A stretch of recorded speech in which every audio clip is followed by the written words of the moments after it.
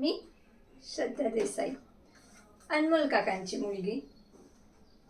पण मी बाबांपेक्षा ना गोपाल काका आणि रेवती काकूवर खूप प्रेम करते. कारण माझी आई गेल्यानंतर त्यांनीच मला सांभाळलं.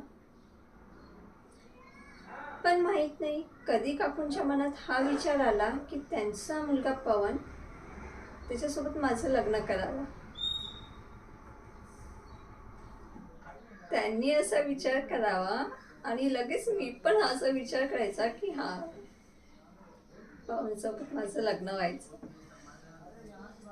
पण पवन पवन कुठे आपल्या हातात येणारा. कधी तो या झाडावर तर कधी त्या झाडावर. तो तर आपला मस्त मौला. होतंय ना, कधी कधी वाटते रस्ता खूप जवळ आहे पण असतो खूप दूर. तसंच पवनसाठी माझं अस्तित्व घरची कोंबडी दाल बराबर.